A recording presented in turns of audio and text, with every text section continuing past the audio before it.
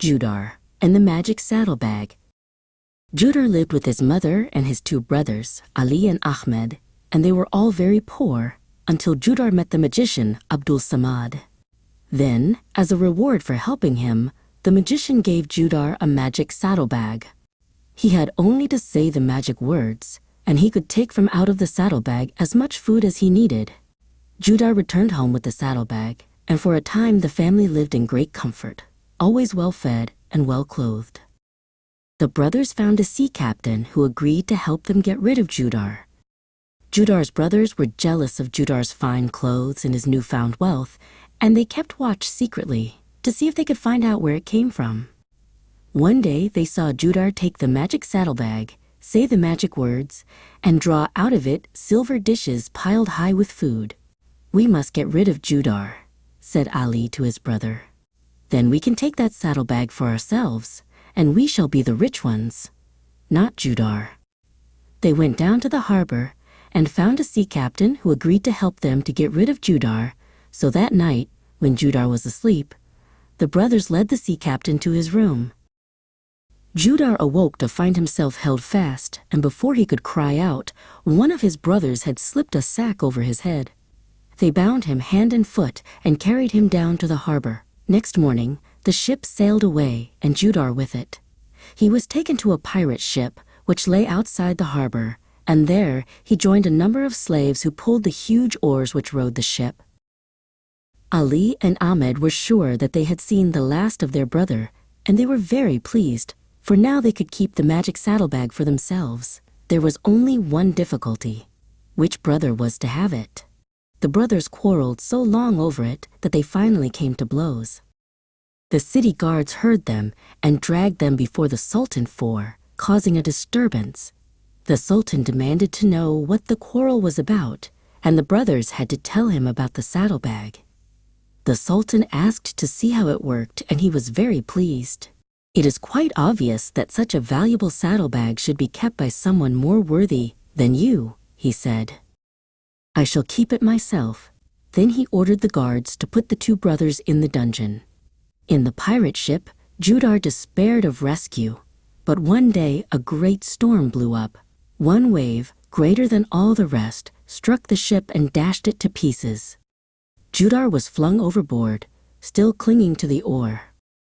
When the storm cleared, he saw that he was near land, and, hungry and weary, he waded ashore. After a time he began to explore, and he came to a road, along which he walked for a long distance without seeing anyone at all. Then, in the distance, he saw a man riding on a donkey. As the man drew nearer, Judar recognized his old friend, Abdul Samad. "Greetings," called Abdul. "What brings you here?"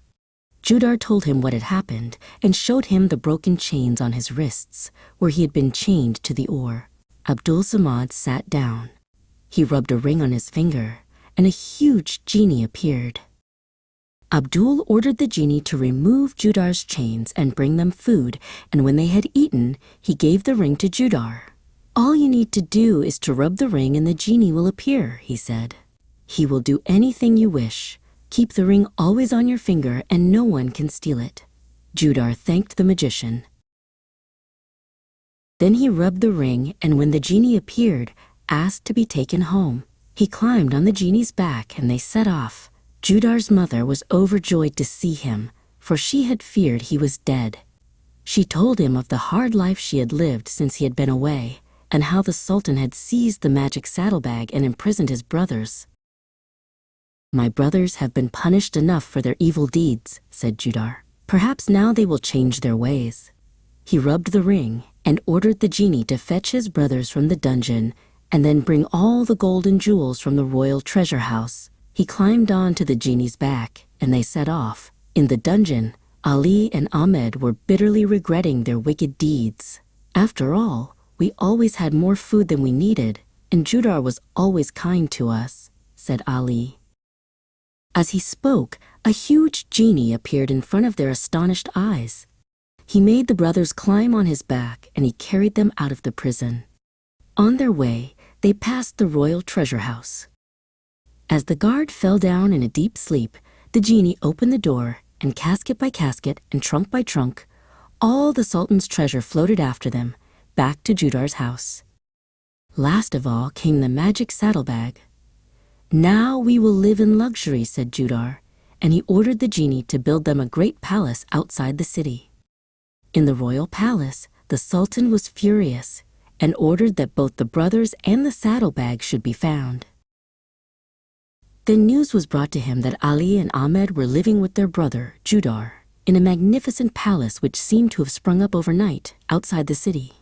"It must be he who has stolen my wealth," roared the angry Sultan. He called out his whole army and sent them to Judar's palace to take Judar and his family prisoners. The army approached the gate of the great palace and saw that it was guarded by only one man. "We want your master, slave," called the captain, and thinking that they could easily overcome one man, they began to advance. However, the guard was really a genie, and as the men advanced, he rose up and grew larger and larger until he towered far above them. "Begone," he thundered. "No one comes to this palace without the permission of Judar." He looked so terrifying that all the soldiers turned and ran back to the Sultan in great disorder. Nothing that he could say would persuade them to return, so in the end he decided to go himself. All the way he raged and thundered. When he reached the great hall, where Judar sat on silken cushions, the Sultan forgot his threats, for lined up on either side of the hall were big, strong, armed guards. "Come forward, your majesty," called Judar. "No one will harm you if you send your soldiers away." Trembling, the Sultan walked between the lines of armed guards to where Judar sat. "I would like to be your friend," said Judar, "for I wish to marry the beautiful princess, your daughter." The Sultan looked at the rows of guards and thought it best not to refuse. "I consent," he said, "but you must also obtain the consent of my daughter." The beautiful princess was very pleased to have such a young, handsome, and rich husband as Judar, and the marriage was arranged at once. All the people were delighted and cheered themselves hoarse at the wedding. At last the old Sultan died, and the people called for Judar and the princess to rule them, for they were known to be kind and wise and just. Judar had forgiven his brothers long ago, and now, seeing that they had proved loyal brothers, he made Ali and Ahmed his chief ministers, and they served him well.